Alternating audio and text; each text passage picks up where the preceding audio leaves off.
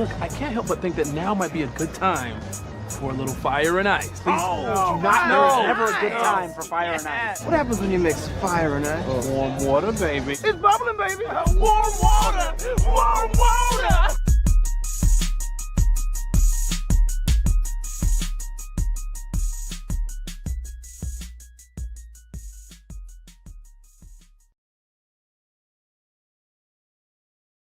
It is a Saturday afternoon. It's not noon like it normally is, but it's 1 o'clock here in the El Paso area. Mike Tipton, Brandon the Iceman Cohn. We are joined by Jayden Wilson from UTEP football. Brandon, before we get started into all that, let everyone know about the amazing specials that are happening over here at Buffalo Wild Wings. So every day you have tall drafts, $4 Wild Herd, $5 Bud Light, $6 Voodoo Ranger IPA.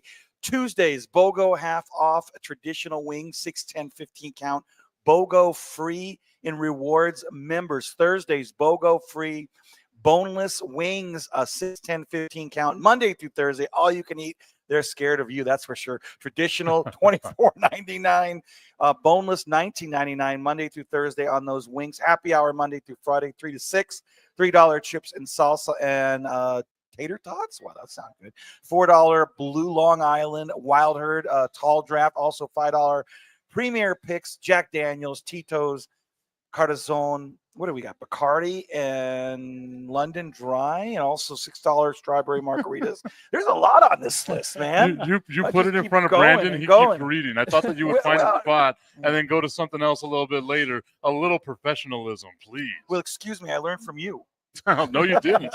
No, you didn't, because I would have known better on that one right there. Our guy, Tommy Carranza, saying, what's good, fellas? Giving us a little bit of love as we are over here at Buffalo Wild Wings, 655 Sunland Park Drive. You see him right here, the best-looking guy on the show next to me.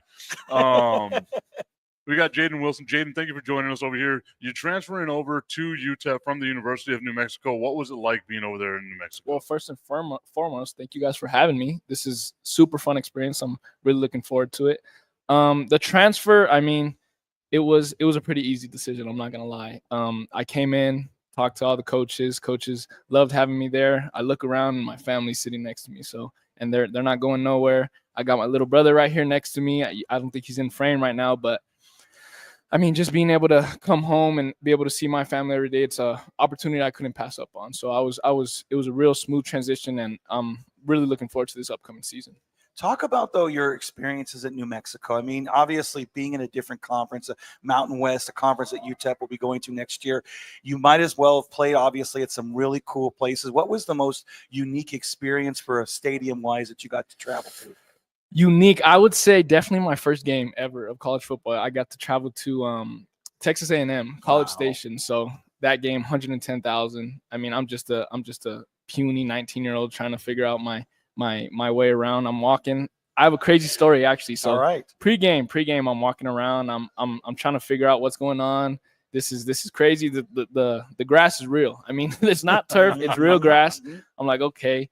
So I'm walking around. I got my warm-ups on, and then Texas A&M players, they start walking out, and they're suited up. They got suits on, looking real nice. So I'm walking with my linebacker groom, taking the lap around the field, and I'm walking out, and a defensive lineman, the whole D-line, the Texas A&M D-line is walking down the opposite way. So we're crossing each other's paths. And one of the D-linemen, we're walking past each other, and he checks me. He checks me in the gut. Straight gut shot with his elbow. It was very a welcome college football moment. I mean, I've never experienced nothing like that. I was like, what's going on? I don't know. This dude is huge. I mean, he's like 6'5", 300 pounds. And I'm like, I don't want any trouble. Just let me go to my locker room. Let me change.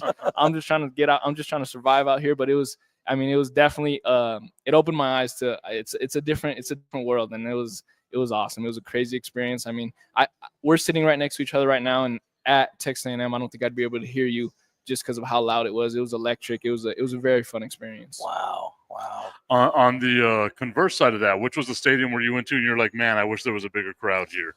Oh, that's a good one.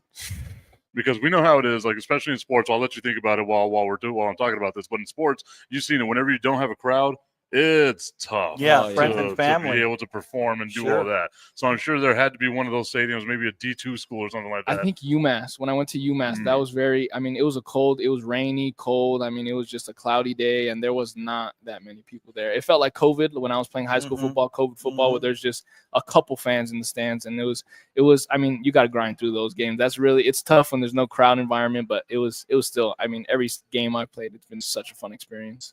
And being from El Paso, you don't get to deal with the cold weather, rainy type games all that often. So that had to be a welcome to college football moment for you as well. I think when I went to Reno, Nevada, so you're supposed to put Vaseline on your arms before a game. I didn't know that. So I'm out there, I'm freezing. You're trying to get next to all the heaters. You're just huddled up, and you got to go in. I'm a freshman, of course, so I'm playing kickoff and special teams, so I'm not in often. But I did have to play a couple snaps of defense.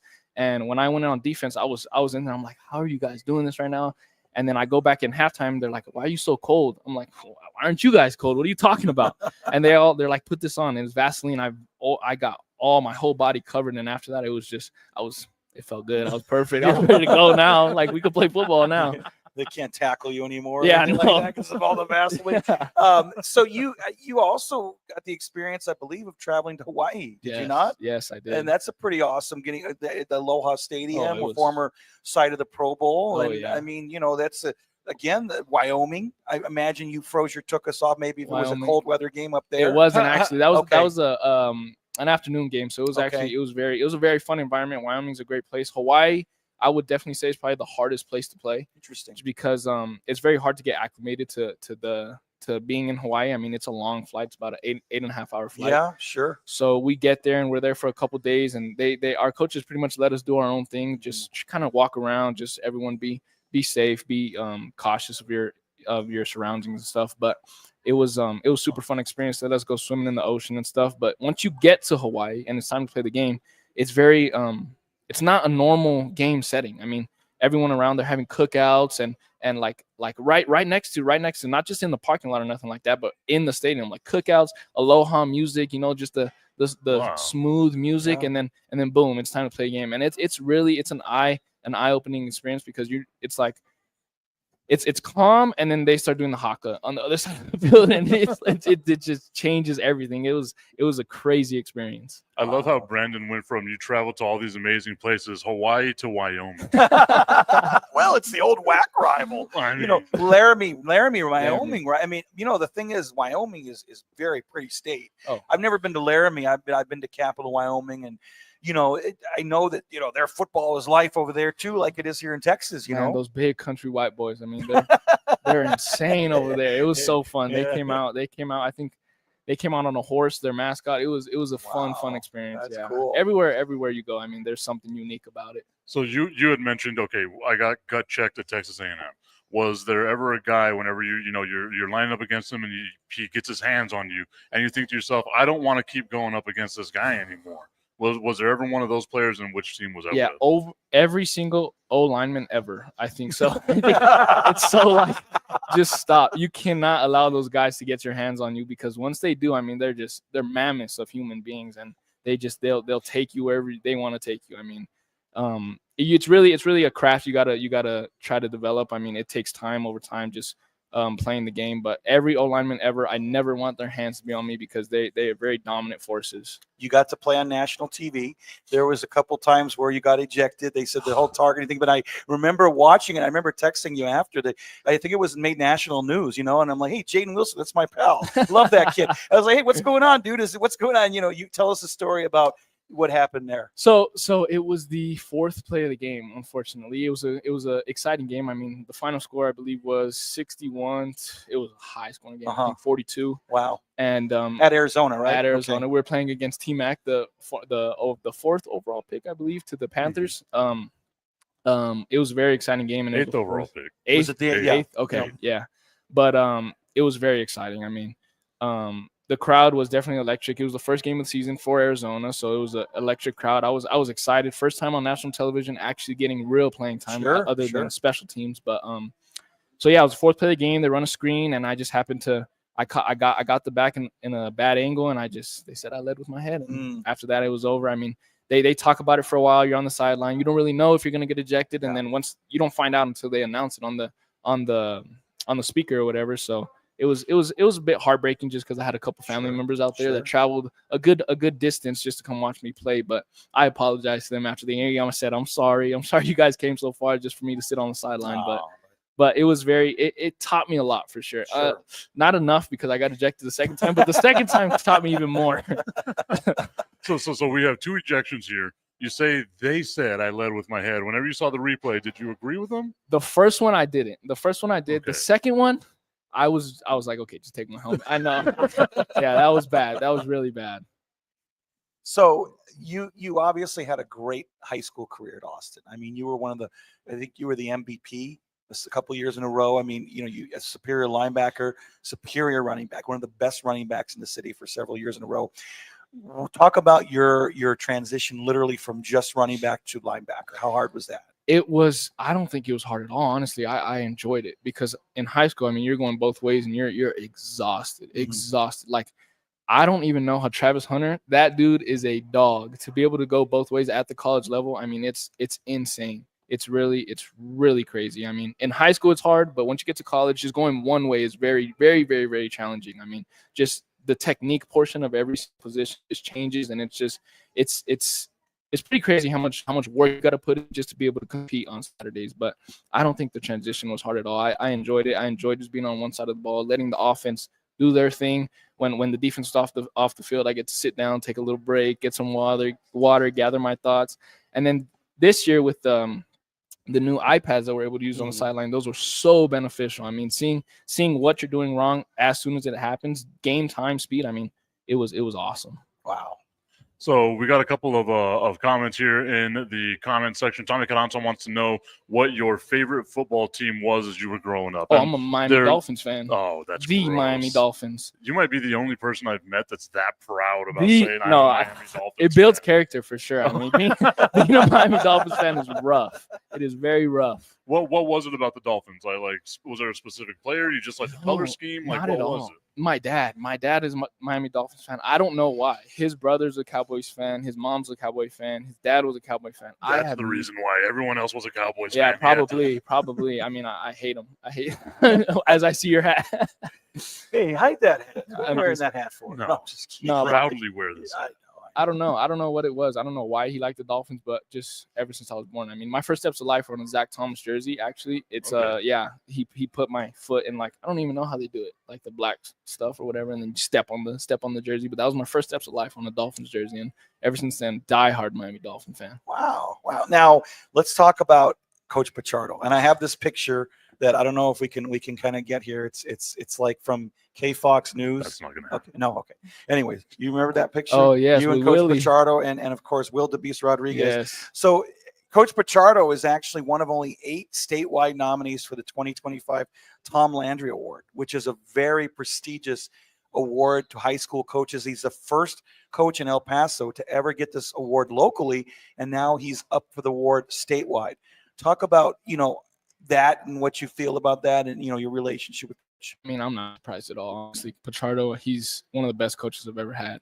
I mean, he developed me in high school at an extreme level. I mean, I'm very grateful for everything he taught me. I mean, Pichardo, not only is he just a coach, but he's a very, very, very great mentor. And growing in high school, I would sit in his office, just talk to him hours upon hours. I mean, it's he's not someone that he just cared about football. He really cared about me as an individual, and he cared about my family. And that dude is one of the most amazing people I've ever met, one of the most caring people I've ever met, one of the most humble people I've ever met. I mean, so much thanks goes to Pichardo. He's great at developing young men, and I know he's gonna keep getting nominations for awards like that. I mean, it's just the beginning of many, many, many to come. Absolutely. On the opposite end of that, like, you had a great coach in Coach Pichardo. You were also one of Brandon's students, so that had to be like the opposite.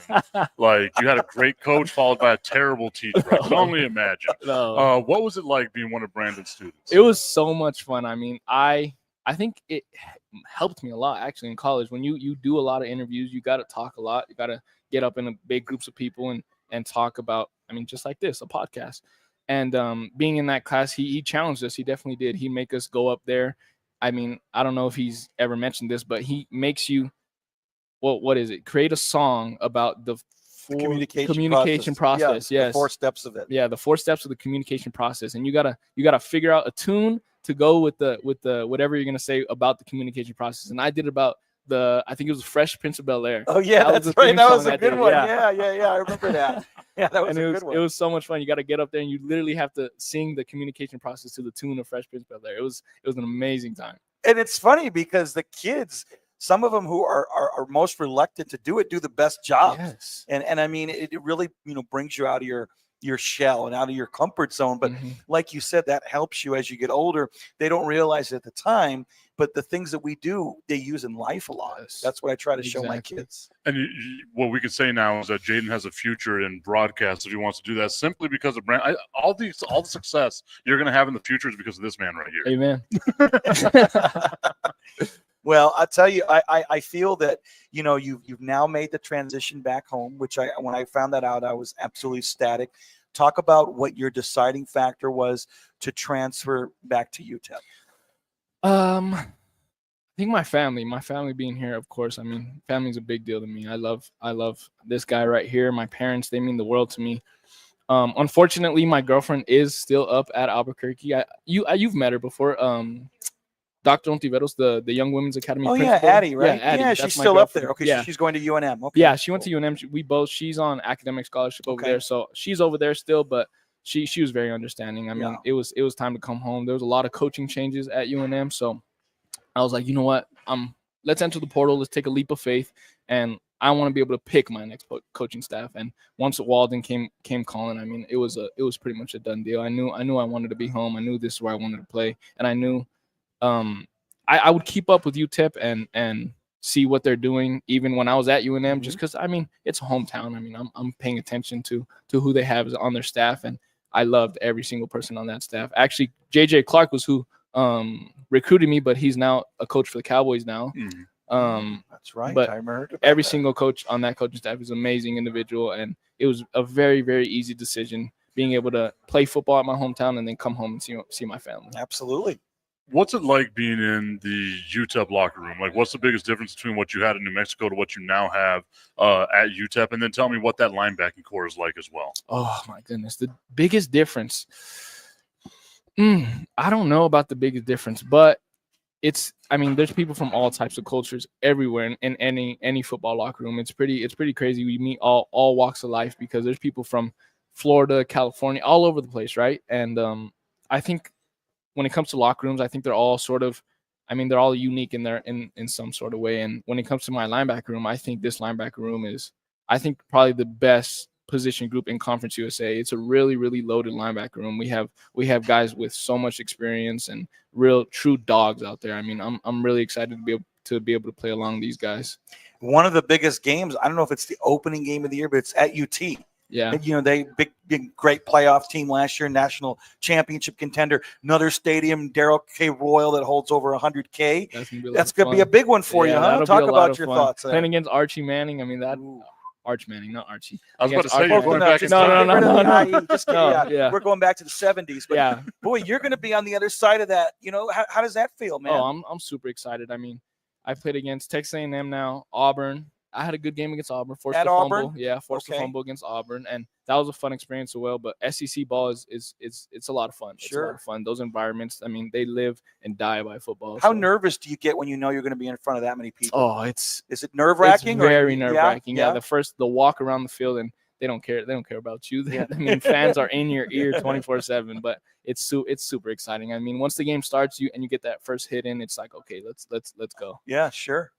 So is that when it happens? Like you could sit there, take it all in while you're on the sidelines before kickoff, but as soon as you get that first on-field action, slap up against somebody, that's whenever it's like, okay, it's time to get down to business. For sure, 100%. Yeah, it's go time. When you got a 6'8" dude looking at you, like I'm coming to block you, bro. It's like, let me.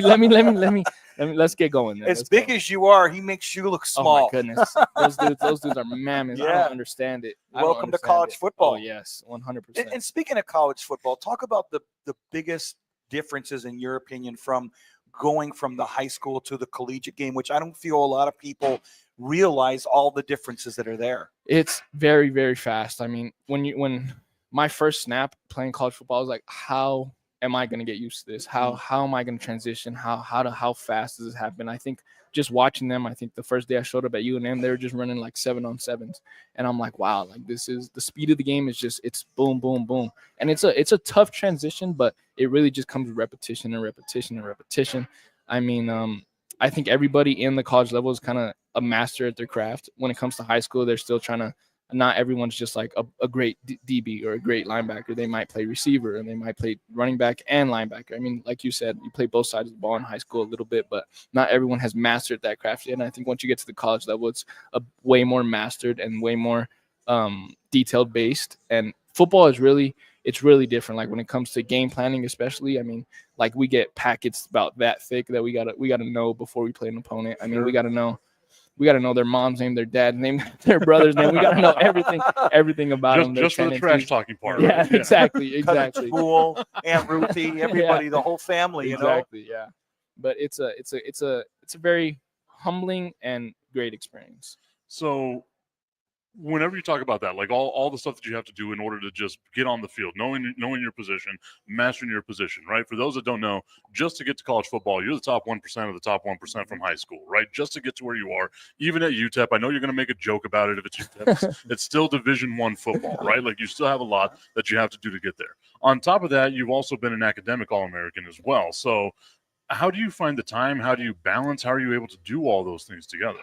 I mean, if it's something you truly love, you'll find time for it no matter what. I really care about my academics, even in high school. I mean, Mr. Cohn can speak to that itself. I mean, I was a straight A student. I cared. Football can only take you so far. And at the end of the day, we're using football to get a degree. You gotta get out of football with it.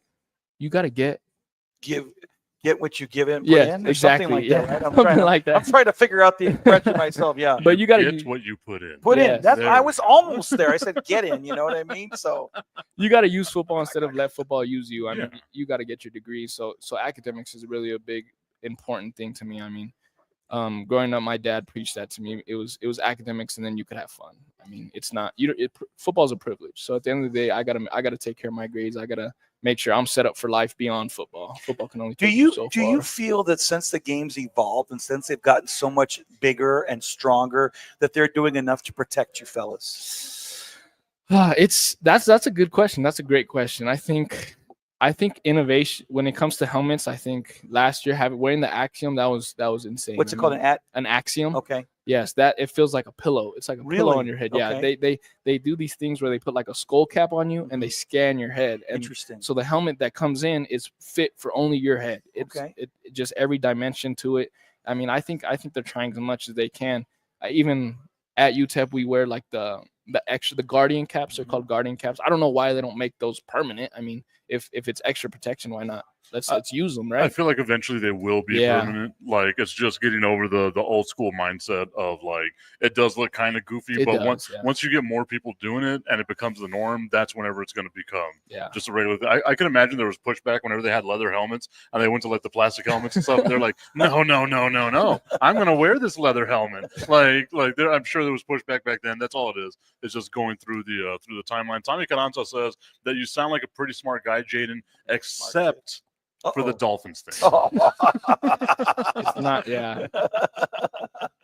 You know, in El Paso, it's amazing how much talent there is, and how many offers some of these kids are getting. Like the kid from Dorado, Ray. Yep. Unbelievable. I mean, he's Alabama. He just got an offer from. I mean, you look at more and more kids here locally, to me, are not only getting bigger offers, but having the opportunity to go into the NFL. Deion Hankins just signed a free agent offer with the Chicago Bears. So, I mean, talk about the talent pool that we have in the Sun City overall. I've always thought El Paso has way too many high schools. I think if you put all the talent in one school, like all those other Texas schools, once we get to the second, third round of the playoffs and we just get blown out all the time. But if you were to put all of us in one school and let us compete, it would be a great showing for El Paso. I mean, just my class alone, I think we had some really talented LJ Martin, DJ Kress, Speedy Munoz, Tyrone, like just that class alone. You let them all play together on one team, you can compete with the likes of like Ryder and the likes of, I don't even know who else always dominates El Paso schools. But I think El Paso has so much talent. It's just so spread out all over the place. We got We got dudes that can play ball everywhere, but we just it's way too many. Well, how many is there now? Like 34, something like that. I guess Yeah, it's about. close to I mean, 30, it's yeah. ridiculous. Yeah, it's And crazy. really, if you think about from like Canyon all the way to far east El Paso, Yes. it's just growing It's and still growing more and growing. more. You know what I mean? Yes. What I think it comes down to, and like obviously I don't want to get any issues or anything like that in the future for anything, but eventually you're going to have NIL in high school, and I feel like the first school that decides that they want to actually go that route, do NIL. If a school like that were to do it in El Paso, say we're going to have the best talent here, and we're going to compete with everyone. We don't care what the optics are like because let's face it, it's all about winning. It ain't about anything else, right? If we're able to do that, then they can go ahead and compete. But you're 100% right. Whenever you have, all these talented kids and they're all spread out, they just basically cannibalize each other while they're here in El Paso, and then they don't have any backup whenever they go into the by district and regionals and like all that stuff as well. But it's going to be a little while before we get there. Maybe I can be the guy that starts putting up money. I'll get Brandon's checkbook, and we'll just start, dishing out money to try to make El Paso I don't high have school a checkbook football anymore. What is that? I'll get his debit I'm card. just What the kidding. hell's a check?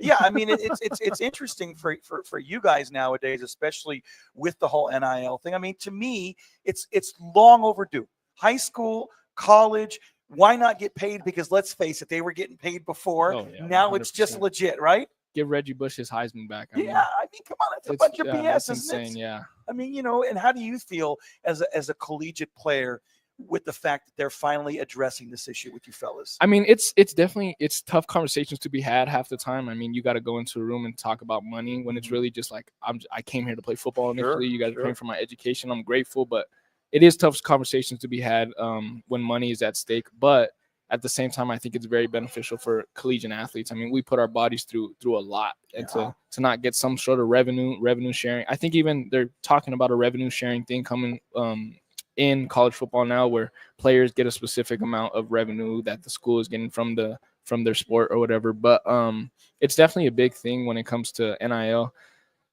You kind of go around the locker room like how much you make and how much you make, which sucks. It sucks, but it really is the reality of college football nowadays. Hey, it's a business at the end of the day. To quote the movie The Program, when's the last time you saw 100,000 people show up for a science experiment? Exactly. I'm just saying, man. I mean, science experiments are cool, but you don't get 100,000 people for them, do you? No.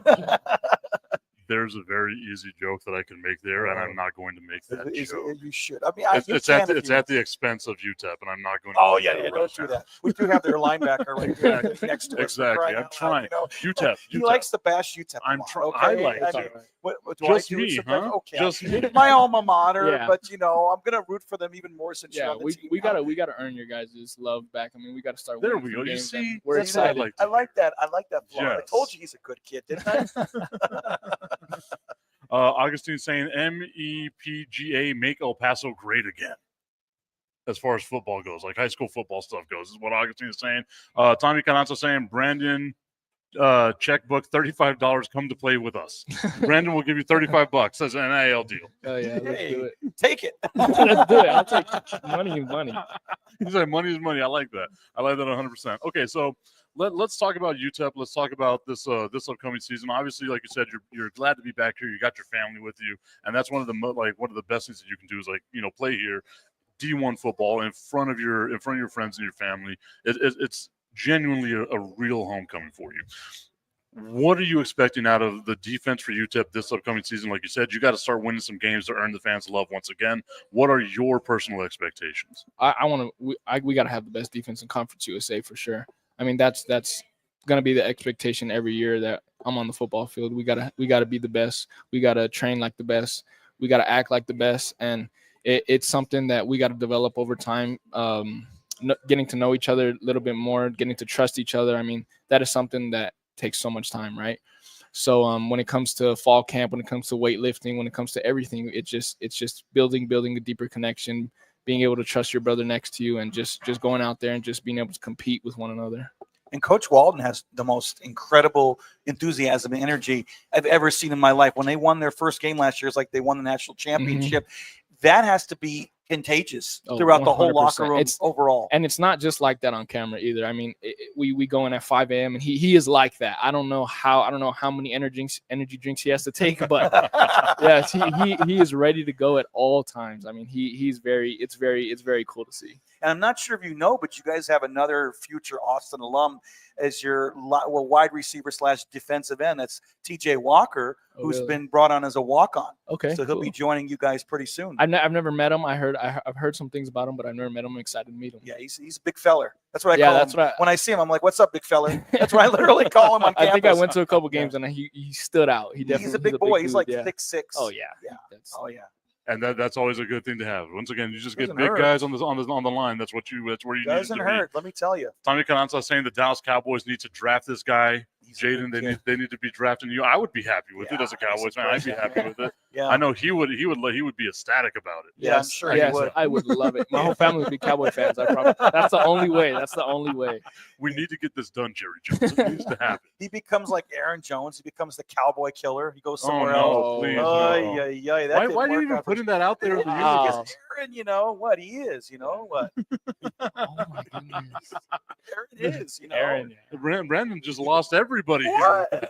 Like, I mean, come on. No, we're trying to be optimistic. We would only hope that you would go to the Cowboys. Yes. That would be nice. I'd come Yes. see you all the time. Tommy Cananza saying that he's going to make a personal phone call to Jerry to make sure Oh, that this thank happens. you. But did we Thank get the white smoke, by the way, out of the Cowboy Stadium? Remember that they were saying, "Oh, there's going to be a new owner." There was like the meme with the Oh, Pope and all yes, that. It was yes. pretty funny. I didn't see that meme, Oh, but I should have sent it to you. You should have. It was a funny meme. Yes, I'm 100% sure that it was. Augustine saying, and that's why the Cowboys stink. UTEP talent. Wow. Oh, my Coming goodness. after us. Wow, Wow. Augustine. He's also a Patriots fan. Yeah. I mean, it's Garbage. just- That'll You know do what I it. mean? That'll Gosh. do it. All of us here, we can say we don't like the Patriots. You No. being a Dolphins fan, there we Hate go. him. I hate There him. we go. Okay, Jayden. So, like you said, you have your own personal expectations. You've got to do the right stuff here to get the team around you. You love the energy that Coach Walden has. What's that like, though, at 5 o'clock in the morning for you? Because you said you don't know how many energy drinks he's got. I know for me, like if I'm walking into that at 5 o'clock in the morning, I'm a morning person, and I'm still not taking that. I think so. So my old head coach, Bronco Mendenhall, they're completely two different people. It's a complete 180. I mean, Bronco is very, very chill, relaxed, and then Walden, he's ready to go. He's ready to run through a brick wall every morning. And I'm personally, it takes me a little bit to get going. I can't just go boom, boom, boom, boom. But it is very he gets the blood flowing for sure. I mean, I get excited when he comes in the room and he's jacked up. He's ready to attack the day. It gets you ready. It gets you ready to compete and do whatever he wants you to do. How much action did you get in the spring game, and how hard is it to learn a brand new playbook? Oh my goodness. At this point, I'm just so used to learning new playbooks. My freshman year, I had to learn one. Then my next year, we got a new coaching staff, had to learn one. And now I'm learning a new one. So, I mean, learning a new playbook, I feel like I've never had a defense back-to-back years, Okay. which is kind of – it sucks, but I'm looking forward to this year and next year being able to play in the same system, of course. But in the spring game, I think I came out 2 series. Okay. I had a very good spring game. I enjoyed spring ball. It was a lot of fun, and I'm really looking forward to this defense. I think it's going to be a lot of fun. Well, Jayden, you got us looking forward to this season coming up with UTEP. We're going to wish you the best of luck. Hopefully, we can get you on some more times as well, get you some more reps at doing the podcast stuff. For this being the first time you've done a podcast, you did absolutely amazing. Thank you, That guys. speech Thank class you. really paid Yes, off. Mr. Cone, thank you. I don't think it's Mr. Cohn. I think No, that was all. he's a natural well-spoken talent. young Yeah. man. I mean, look, I always enjoyed having this kid and seeing him around campus, and it's been too long. Yes, and it welcome has. home. I appreciate We're that. we're Thank you very guys so proud of you. much. Thank you. Really. So we're going to take a quick break, everybody. Brandon, before we get to that break, tell everybody about the all-you-can-eat wing special. All right, get this, fellas. This is a great deal, and they've banned Mike Tipton from this. But Monday through Thursday, all you can eat wings, traditional $24.99, boneless $19.99, and guess what? It comes with unlimited fries, and it's till June 26th, so that's huge. We're gonna do something next month. Yes, Wear as, that, as a remember? matter of fact, on June 10th, we are going to be out here Fire and Ice on June 10th. It's a Tuesday, 6 o'clock. We're going to try to get as many people as we can out here. Jayden's invited. Eat as many wings as we can. Jayden's invited. Daver's invited. Everybody's invited Cousin John. to come out here and be a part of what it He's is that we're going to invited, be Cousin doing as John. well. Look at Cousin John. He's going to be invited to everything as well. Okay, so we're going to take a little James. break. Whenever we come back, Brandon, we're going to talk about the George Pickens trade with the Dallas Cowboys. Oh, I of like course, that. the NBA playoffs and so much more. We'll be right back. The Tipping Point with Mike Tipton is brought to you by Dubby. What is Dubby? W is a clean energy drink that is made to give you focus with no crash, jitters, or angst like those other energy drinks have. They also have no maltodextrin fillers and don't use artificial dyes. W contains vitamins, amino acids, a nootropic, and 150 milligrams of caffeine. W's products are made in the USA in an FDA-inspected facility that strictly adheres to GMP manufacturing guidelines. All of the flavors are unique and custom made by W, and you'll never taste our taste anywhere else. The best part about it is they're affordable. W's drinks come out to about $1 per drink, much cheaper than Starbucks or any of those canned energy drinks. To learn more, visit w.gg.com/MRTipton33 and place your order today. Use promo code MrTipton33 and save today. W Energy, be better. Are you a fellow car guy? I have a 2008 Ford Mustang GT convertible, and nothing makes me happier in that car than when it's nice and clean. And you know who helps me get there? RevAutoCarCare.com. They help me get that pony looking as nice and shiny and ready for any of the car meetups that are all around the great city of El Paso. Spoil your car and go to RevAutoCarCare.com/Tipton and view all the inventory they have and find out what works for you to help make your ride shine. RevAutoCarCare.com/Tipton. Use promo code Tipton33 at checkout to save 15%. We all know there's hundreds of betting sites out there, but don't be fooled. Some sites are legal in some states only. Some sites pay in Bitcoin, and some sites have even been hacked. BetUS, however, has been in business for over 30 years. Future bets are paying out in the thousands, and if you act right now, you can still bet on the biggest games in sports. Visit BetUS.com, or you can click the link at nessp.info. BetUS, check it out and bet responsibly. What's going on, everybody? I want to tell you about my new friends over at Cleverman. Visit them online at becleverman.com. What they gave me was the energizing face and beard scrub along with the Cleverman face scrubber. And trust me when I say this, the energizing face and beard scrub smells amazing. Combining it with the face scrubber, making sure that your boy was looking as good and sexy as possible, opened up a whole different sensation in my face that I haven't ever felt before. I felt so clean, so fresh, and so clean, like Outcast said, and it helped me feel like I was ready for my day. Make sure you visit them online at becleverman.com and follow them on Instagram at clevermannyc. The link is up in my bio if you want to check out all the amazing products they have. Visit them online, becleverman.com. We are back live over at Buffalo Wild Wings, 655 Sunland Park Drive. Mike Tipton, Brandon the Iceman Cohen. I want to give a big thank you to Jayden Williams, who joined us, or Jayden Wilson, rather, who joined us over here on Fire and Ice from UTEP football. Getting me excited. You know what it takes to get me excited about UTEP football, Brandon? Well, usually it's a lot, that's for sure, because you're never excited about UTEP football. But yeah, it's really a pleasure to having him back here at home. And what a nice young man. I mean, a real mensch. And I'm really glad he was able to come on the show, because we've been talking about this for well over a year. When he was with UNM, he was going to get him last season, and it just didn't come to fruition. But here we are with him live. That was wonderful. And just a great testament to what Scotty Walden and UTEP is doing, the type of people that they're trying to bring into the program, because you can tell that's a high energy kid. He's obviously an academic All-American as well, so he's the type of person that you want representing your school, your university. Now, that on the flip side of that, George Pickens being traded to the Dallas Cowboys, the weird personality, the cancer to the locker room that we've heard, George Pickens being traded to the Dallas Cowboys. The Cowboys are giving up a 3rd-round pick and a 6th-round pick. They get George Pickens and a 5th-round pick in return for that as well.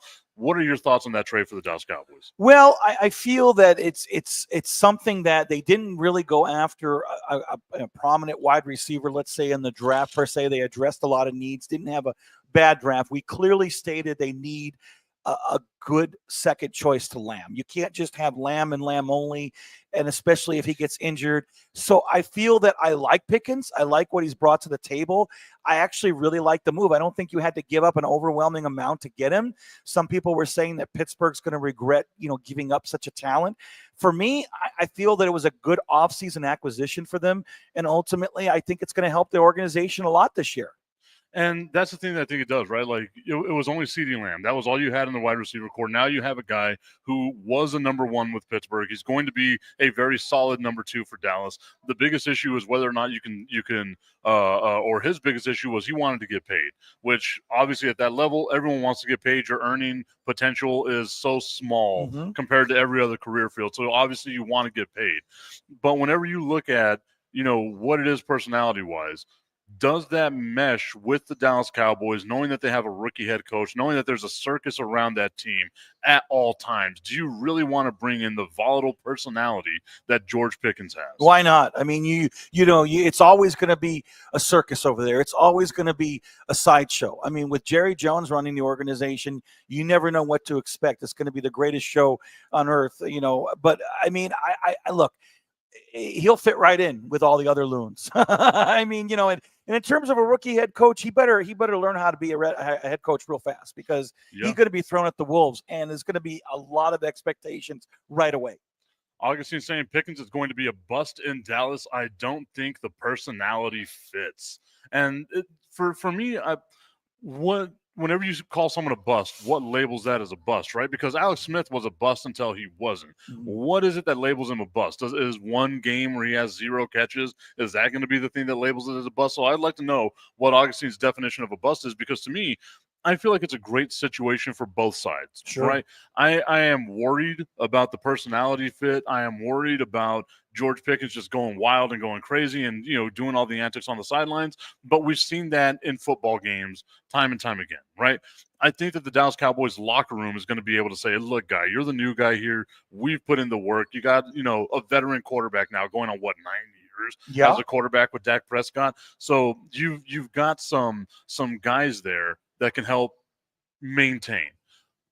My biggest thing is I think it's going to be beneficial for George Pickens. I want the Dallas Cowboys to sign him right now, because if you try to sign him at the end of the season, I feel like he's going to have a good season. I do too. I don't think he's going to have 100 catches, which is what your number 1 wide receiver is going to normally get. I think he'll be anywhere between the 70 to 80 range, but he's going to have a ton of yards, and he's going to have a lot of touchdowns, because CeeDee Lamb is going to be drawing the entirety of the defense over there. And then whenever the defense wants to slide over to George Pickens, then CeeDee Lamb gets to eat. And we know how much Dallas likes to air it out, and we know they don't have a great running game, and hopefully their draft pick works out. But in the end, they're going to throw it out, throw it an awful lot. So yeah, Pickens will be a great compliment to Lamb, and for you think he's going to have a bust and whatnot. I think the system is perfect for him overall.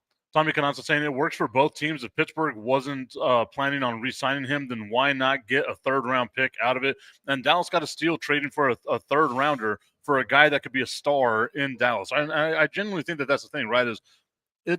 People were saying, oh, Dallas gave up a lot.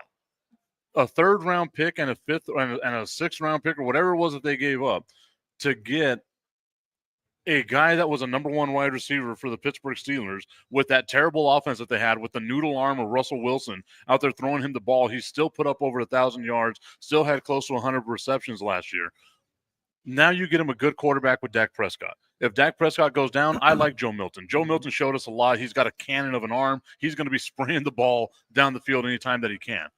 There's not going to be a huge drop-off like there was with Cooper Rush. And even if Cooper Rush was the quarterback, he still moved the ball down the field for the Dallas Cowboys with just CeeDee Lamb as his only target and a broken Jake Ferguson. So for me, it's like it's a win-win for both sides. I don't see how people say the Dallas Cowboys gave up not enough. I think Pittsburgh didn't get enough. No. Coming from their perspective, you should have gotten a lot more for a guy like him with his age, his skills, and what he potentially can do for the future. So ultimately, to me, Dallas, that was a brilliant move on their part. When I saw it, I was extremely happy, because that's the kind of move that you need to make in the offseason to actually have what's considered a good offseason. And since you didn't, acquire anybody else so far, really, it's been anything to write home about. I feel that this was a great acquisition on their part. Tommy Canazza saying, I don't love Dak, but he's way better than anything Pickens had in Pittsburgh. Pickens gives the Cowboys a legitimate deep threat and a 50-50 guy in the red zone as well, saying that I'd rather give up a 3rd for Pickens than the 4th-round draft pick that they gave up for Jonathan Mingo last year during the middle of the season. Yeah, again, that was just a bad move. But, again, bad organizations make bad moves, and they haven't been a great organization lately. Wow. Always calling the Dallas Cowboys a bad organization. Well, a good organization wins. That's it. It's as simple as that, really. Okay. Yeah, you know what? You're right. I can't push back on that because I have zero ammo. I have zero bows in my quiver. If I'm going to come after you and be like, no, they're a good organization, I have nothing to stand on. Yeah, no, they are. Not in the last X many years. We've talked about this many times, but I mean, again, it starts with those kind of moves, and hopefully that transfers to wins ultimately. Augustine saying, come on, guys, be objective. It's a bad trade. Pickens is a good wide receiver, but he doesn't fit. What do you mean he doesn't fit? What defines as a fit in Dallas? That's what I was going to say. What defines as a fit in the bust? This is the same guy who was sending me text messages the other day in game 1 of Oklahoma City versus Denver, saying that Nikola Jokic looked like he was fat and out of shape, and Nikola Jokic got 42 points and 22 rebounds. Yeah, heavy set fellas. They really can't play, can they? He is a basketball-playing jar of heavy whipping cream. We already know that for as far as he is. Tommy Canassa saying they're a mediocre franchise. They're not bad, Brandon, just so that way you get it. Is it mediocre bad? Mediocre is average, right? Yeah. They're bad, Tommy. They're bad. They're bad. They're bad because their expectations are huge every year, and they lose every year, and they don't even make it to the conference championship. They're bad. What have been your thoughts so far on the NBA playoffs? Now that we're in the second round of the NBA playoffs, you have the Golden State Warriors taking on the Minnesota Timberwolves. Steph Curry is hurt in that series, and it looks like Minnesota, the way that they were able to boat race Golden State in game 2, that it's going to be a bit of an issue that I thought Golden State had enough weapons to maybe overcome, but they might not have the weapons to overcome that Steph Curry injury. How important is Steph Curry to that Golden State Warriors team and their success? Well, I mean, he's everything. He is the man. He's their version of MJ or LeBron or whatever. I mean, they need him to win, and if they don't have him, they're not going to be the same team. And ultimately, as good as they were in the opening series against Houston, if he's not 100%, they are going to struggle and they are going to lose that series. That's how good he is for them. Tommy Canassa saying Augustine would be doing backflips if the Patriots traded for Pickens. Well, at least he'd roll backwards. Oh, that's funny. I like that. So Steph Curry being injured, to me, like, I thought having Jimmy Butler, making the trades that they made, getting a guy like Jimmy Butler, who, again, carried the corpse of the Miami Heat to the NBA Finals twice. Right? Like, yes, one was in the bubble, but another one was against Denver just 2 years ago, right? Having that guy being able to step up and be playoff Jimmy and all the legend stuff that we've heard about him, like, oh, this guy, he can sit out the entirety of the regular season, just have him ready for the playoffs, and he'll be okay. I thought that they'd be able to survive that. And then I started watching that game and seeing a timid Jimmy Butler not even shoot layups. Like, he had wide open lanes to get himself a layup and would just kick out to a contested three-pointer or something of that nature. It's either they gave him everything that he wanted, right? Like, he wanted the extension. They gave him the contract extension. They do all the stuff that they need to prove to him that, oh, we love this guy. We want him around. And yet in the biggest moment in the playoffs, when they need you to step up, you just shrink away the same way that James Harden did in the playoffs. Yeah, I mean, that's very disheartening. I mean, when you do that and your team is depending on you to help them get over the hump and especially win this series, and all of a sudden you become Casper the Ghost and you're just not there at all. I mean, there's nothing worse than underperforming when everything's on the line.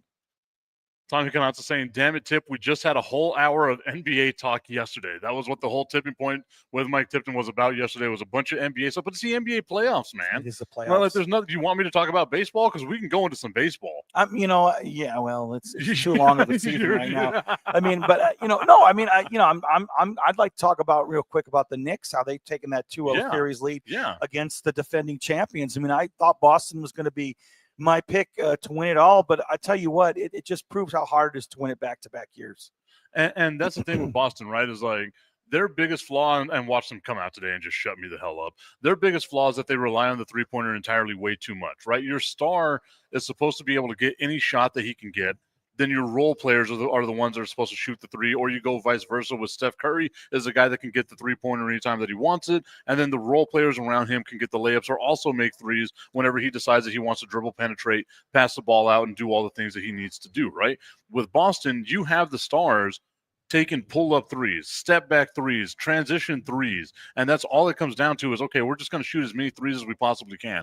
Jason Tatum having the ball at 6'10", and with the skill set that he has, with being guarded by Jalen Brunson, who's 6'2", and yes, he's quick, but he's not strong enough to deal with a dude that's 6'10". And you bail him out by taking a step back. You need to get separation on a step back jumper from a dude that's 6'2", when all you have to do is stand up and put your hands up, and he can't get the damn ball. Yeah. And to me, it's like that's Boston's biggest flaw. And I would like to see Joe Mazzulla be like, look, we can make some changes to the offense. They shot 100 3-pointers in the last 2 games, and they've missed 75 of them. Right, like you may want to deviate away from that now. But I don't think that that's Joe Mazzulla's type of way of doing it. Mm-hmm. You listen to the way that he speaks; he's a very stubborn dude. So I wouldn't be surprised if they come out today and shoot 100 3-pointers this afternoon. Oh, more than likely. I mean, the game's on right now. They're winning 38-23, so maybe it's going to shut me the hell up as we're talking right now. Right? Where's the behind us? But this is the thing. Oh, there it is, right there. This is the thing. In the 2 games that they played, they had 20-point leads and they blew them. So I don't take them having a 38-23 lead over New York in New York as anything, because I've seen them in the 2 games at home blow these leads. Yeah, I mean, you want to talk about a team that's literally had the life taken out of them right now is Boston. I mean, if you're not able to hold a lead, at least hold a lead in one of those 2 games. I mean, look, we see 20-point leads evaporate all the time in the NBA. It's the game. That's the way it is, the culture and the nature of the game. But if you twice you goof, and again, it makes you realize, well, how confident am I really? And now here we are playing at the Garden. You know what I mean? As I was talking about it, just right now, right after I said, talking about the 3-pointers, Jaylen Brown airballs a damn 3-pointer. Yeah, like just airballs a damn 3-pointer. And then the putback was horribly missed as well. So and you can see that it's not very often, Brandon, that I get super passionate. You can see the passion that I had right now. I hate bad basketball. Yeah, I feel like that's what the Boston level. Celtics are doing. But I will say I love Tibbs. I mean, Tibbs, former Bulls coach, former T-Wolves coach. He's a very seasoned veteran coach for the Knicks. And if anybody's able to knock off the Celtics, I wouldn't be surprised if they would be able to do it. Where was the foul there? Well, it should have been a foul. It was a bad attempt at a putback, but yes, it was. Oh, there it is. No, but that's what I'm saying. Like, where did the foul happen? Because I looked didn't like after he shot the putback attempt, and then it looked like that's where I mean, I wasn't watching the whole thing, only went off the missed 3 there. Augustine saying during his time in Pittsburgh, George Pickens faced criticism for tardiness on the field, attitude issues, and a lack of accountability, traits that clashed with the Steelers' team-first culture. If he doesn't buy into Dallas' system or continues to show inconsistency on the field, his presence could disrupt the locker room rather than elevate the offense. The thing is Dallas has a history of bringing in these guys that have been malcontents in a bunch of other places, Greg Hardy, Pac-Man Jones, Terrell Owens, and gets the best out of them, at least, even if it's just a season or 2. Dallas has a history of being able to, I don't want to say rehab these guys, but it's not the main issue with the team. Like, they don't seem to have these issues when they go to Dallas anymore. No, not usually. I mean, sometimes you see, and that's the thing. It's like whenever you have a bunch of clowns, I mean, sometimes all you need is a little change of scenery. And the fact is that it's a circus over there. It's a zoo already. So maybe you're just like, hey, I fit in with all the other Michiganers. Yeah, and that's the thing is Dallas really does feel like the land of misfit toys. They don't discriminate. They really don't. They hire everybody. The dream team's there ultimately. But no, I mean, again, a lot happens when you go to another organization. You just need to be comfortable with the system, with the coaching staff, with your fellow players and whatnot. I mean, so the bottom line is, I think that hopefully he sees this as a good opportunity and makes the most of that opportunity. Tommy Cananza saying we had a guy named Des Bryant who had the same on-field issues and had a pretty damn good career in Dallas, and then called August Ferratu because he does have some Nosferatu type looks to him. And then says, Augustine comes back and says, you're going to do this with a rookie coach? Come on with the rookie coach idea. This is the thing, right? Is I will say Brian Schottenheimer is a first-year head coach, but he's been in the NFL and around the NFL his entire life. Yeah. Right. Like he was an offensive coordinator with DK Metcalf, with Russell Wilson. He was around whenever Pete Carroll and you had the Legion of Boom and all that. There were a lot of personalities on those Seahawks teams. Now, if you're in Dallas, it's like, okay, well, there are going to be a lot of personalities here. But I feel like, once again, when you look at the entirety of the Dallas Cowboys locker room, there's enough culture guys there that have been there long enough, that have been through the good times and the bad times with the Dallas Cowboys. I would look at George Pickens and say, look, dude, now's not the time. Look, the man can ball. Yeah. The man can ball. And whenever you're And good, people take a chance on you. People take a chance. They took a chance. It was a good chance. You didn't have to give up a lot. And he's much needed. He's going to get a lot of playing time. He's going to be utilized a lot. He's coming to a team that's got winning capabilities. It's a win-win for both in this particular situation. Some are saying it's a win-win. Really, I really do think it's a win-win, though. I feel that Pickens made out like a king. Tommy Carranza saying Jerry Jones messes up a lot of things in Dallas, but he knows how to handle these types of players, and I will agree with that 100%. Okay, Brandon, we're coming up at the end of the show. I want to give a big thank you to Jayden Wilson, who joined us a little bit earlier today from UTEP football, doing a fantastic job. That's a great kid, man. Like, you're lucky to have him as a teacher. He was not lucky to have you as a teacher on the other end of that. Yeah, I had trouble getting a hold of him. But, yeah, no, I told you he was going to be a good guest, and I appreciate Jayden coming on. Wonderful young man, and I'm really glad he's home here at UTEP. We are over here live at Buffalo Wild Wings, 655 Sunland Park Drive. Brandon, tell everyone about some of the specials, not all of them, some of the specials that they have over here at Buffalo Wild Wings. All right, every day, tall drafts, $4 Wild Herd, $5 Bud Light, $6 Voodoo Ranger IPA. Also, you have all-you-can-eat wings, traditional $24.99, boneless $19.99 with free fries Monday through Thursdays, and also $3 chips and salsa during happy hour Monday through Friday, $5 Premier Picks, Jack Daniels, Tito's. Man, there's a lot of good stuff here. Come on down here. And UFC 316, 317 tonight. Huge. Tommy Carranza saying, good show, guys. Great show, guys. We'll see you all on Monday. We will see y'all as well. Don't forget, June 10th, Brandon and I, we're going to have a whole bunch of people out here on June 10th, 6 o'clock. It's a Tuesday for the all-you-can-eat wings. We're putting them out of business. We're putting them out of business. Don't forget, next Saturday, regular time, 12 to 1 p.m., the Iceman will be here on time. Wow, look at that. The Iceman. I like that. The minute he's going to be here on time. That's personal growth. Well, I try. I learn from you, you know. All right, everybody. We'll see you all next week. I figured